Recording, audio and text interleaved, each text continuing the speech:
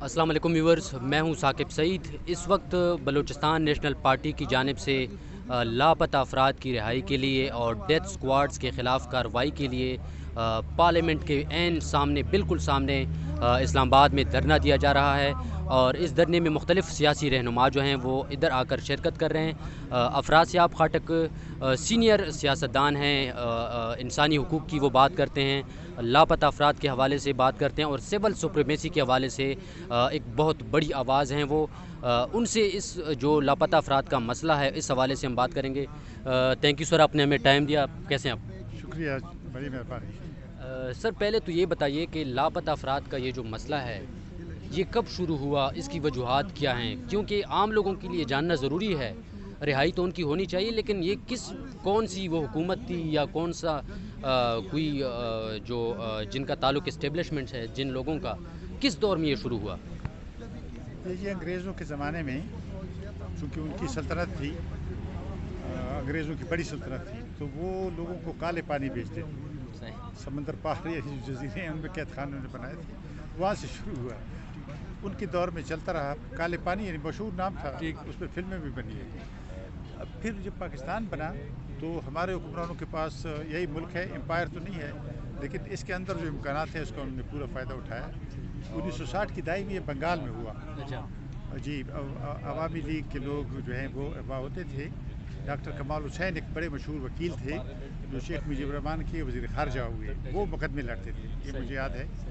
फिर जब ये बाकी पाकिस्तान रह गया, बांग्लादेश अलग मुल्क बन गया, तो यहाँ पे मुझे याद है कि पहली बार मुझे जो एक तरह से मुअस्सक इत्तला मिली कि एक आदमी या दो आदमियों को गायब किया गया है, वो सरदार अख्तर जान मैंगल के बड़े भाई असदुल्ला मैंगल साहब थे, जिनको 1976 में गायब किया गया, अगवा किया गया, और वो काफ़ी अर्सा तक लापता रहे, बल्कि क्षेत्र से पहले, बल्कि 73 या 74 में।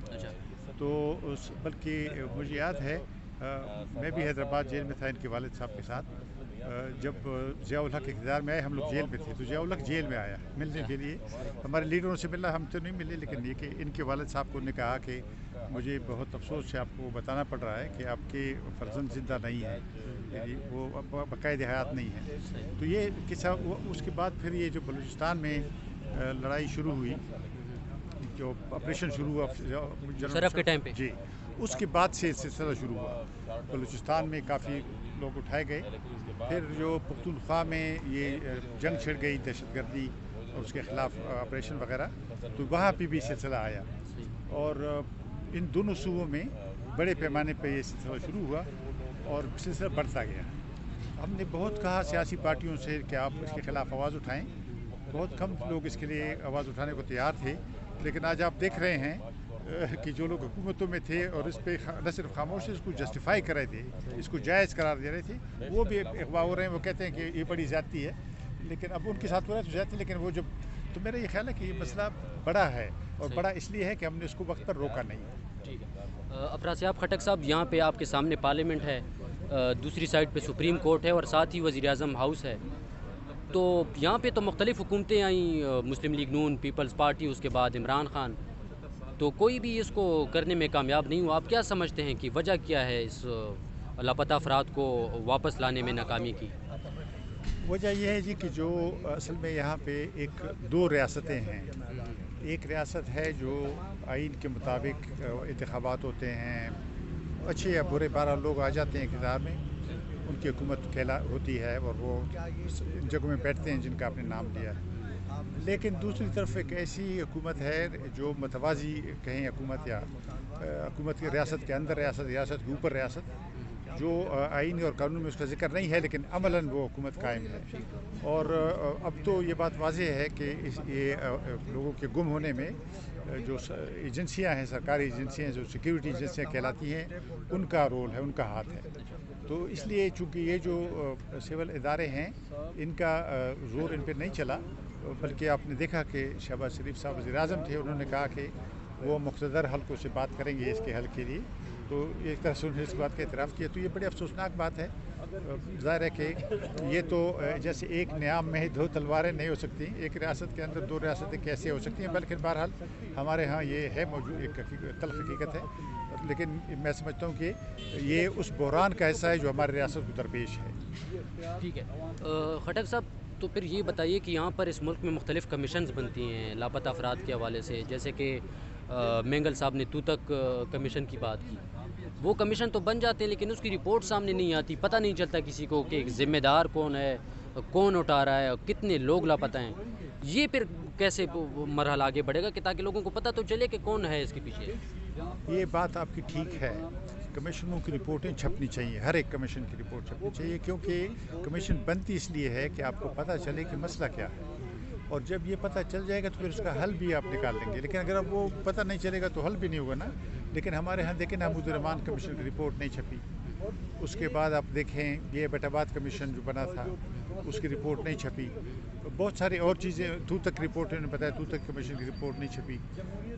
تو یہ ہمارے ہاں ایک طرح سے چونکہ مسئلہ حل نہیں کرنا چاہتے، یا جن لوگوں کو یہ خدشہ ہے کہ اگر چھپ جائے گی تو ان کا ہاتھ نکل آئے گا، وہ اس کو چھپنے نہیں دیتے، تو اس لیے وہ رپورٹیں سامنے نہیں آئی ہیں، لیکن وہ مسئلہ بھی حل نہیں ہوا، اور یہ مسئلے جو ہیں یہ آخر میں کینسر کی شکل اختیار کر لیتے ہیں خدا نخواستہ، تو اس کا یعنی بر وقت علاج ہونا چاہیے اور یہ رپورٹیں چھپنی چاہیے۔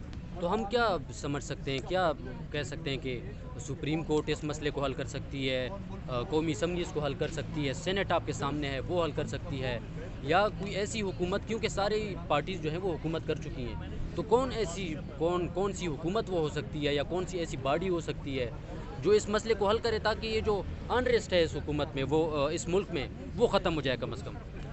جی، میں نے جیسے عرض کیا، اصل بات یہاں پہ آئینی نظام کی بحالی ہے۔ آئینی نظام کے معنی یہ ہیں کہ صدر ہو، وزیر اعظم ہو، چیف جسٹس ہو، باقی سب لوگ آئین کے مطابق جس کا جو اختیار ہے وہ چلائیں، لیکن ہمارے ہاں آپ نے دیکھا وزیر اعظموں کا اختیار کیا ہے، یہ جو ایکٹنگ ابھی حکومت ہے، نگران حکومت ہے، کیئر ٹیکر حکومت ہے، اس وزیر اعظم نے کہا کہ اس کو یہ کہنے میں کوئی شرم نہیں ہے کہ اس کا تقرر جو ہے جنرلوں نے کیا۔ اب یہ کہ اگر اس کا تقرر انہوں نے کیا تو ظاہر ہے کہ وہ کوئی ایسا فیصلہ نہیں لے سکتے، جب ایسے وزیر اعظم آئیں گے کہ جس کو عوام نے منتخب کیا ہو اور جو عوام کے سامنے جواب دے ہو، تو وہ پھر ایسے فیصلے بھی کرے گا کہ جو آئین اور قانون میں لکھا ہے اس پر عمل درآمد ہو جائے، لیکن آئین قانون پر عمل درآمد نہیں ہوگا تو گاڑی جو ہے کچے راستے پہ پھنس جائے گی، اور یہ بحران جو ہے خطرناک شکل اختیار کرے گا۔ اچھا سر، آئین کی عملداری اور سول سپریمیسی کی اگر آپ کہتے ہیں کہ کوئی ٹائم ہونا چاہیے تو اس سے پہلے اس ملک میں صاف شفاف انتخابات ہونے چاہیے۔ اب پورے ملک میں انتخابات کی گونج ہے، لیکن کیا آپ سمجھتے ہیں کہ آنے والے انتخابات جو ہیں وہ وقت پر ہو سکیں گے یا ہوں گے بھی یا نہیں؟ اس حوالے سے پر امید ہیں آپ کوئی؟ جی، انتخابات کے بارے میں بات ہو رہی ہے کہ اگلے سال کی جنوری میں کہتے ہیں کہ الیکشن کمیشن نے کہا ہے، لیکن یہ جو فضا ہے یہ تو انتخابات کی ہے نہیں۔ اس دن 3-4 دن پہلے آپ کو یاد ہے میں ایک چھوٹی سی فنکشن میں تھا، اس پر پولیس آئی، ان میں وہ فنکشن ہی ہوئی 30-40 لوگوں کو بیٹھنے نہیں دیا، تو یہ الیکشن کیسے ہوگا کہ جس میں جلد سے جلوس یا موبلائزیشن نہیں ہوگی، لوگ عوام کے پاس نہیں جا سکیں گے، تو ابھی تک فضا الیکشن کی تو نہیں بنی ہے، لیکن کہا جا رہا ہے کہ جنوری میں ہوگا، لیکن الیکشن کیے بغیر راستہ بھی نہیں ہے، الیکشن کے بغیر یہ ساری جو ریاست حکومت اس کے بارے میں سوالات ہوں گے۔ باقی بھی دنیا میں ویسے ہی پاکستان کی امیج کو نقصان پہنچا ہے، لیکن اس سے ایسا نقصان پہنچا ہے ناقابل تلافی ہو۔ پھر یہ کہ پاکستان کو جو بین الاقوامی امداد دینے والے ادارے ہیں ان کا بھی کہنا ہے کہ الیکشن ہونا چاہیے، تو میرا خیال الیکشن تو کرانا پڑے گا، لیکن کس طرح کا الیکشن ہوگا یہ اب کہہ نہیں سکتے۔ اچھا، مطلب جو الیکشن 2018 میں ہوا تھا ابھی بھی آپ کلیئر نہیں ہے کہ اس جیسا الیکشن ہوگا یا اسے کوئی بہتر الیکشن جو ہے وہ ہو سکتا ہے؟ یقین سے نہیں کہہ سکتے، وہ 2018 والا تو انتخابی ڈاکہ تھا، لیکن یہ اس کے بارے میں نہیں کہہ سکتے، کیونکہ جیسے میں نے کہا ابھی دیکھیں نا، ابھی یہ کتنی پولیس وغیرہ یہاں کھڑی ہے، یہ پرامن چند لوگ آئے ہیں اپنا مطالبہ لے کے آئے ہیں، اور اسلام آباد نہیں جائیں گے تو کہاں جائیں گے؟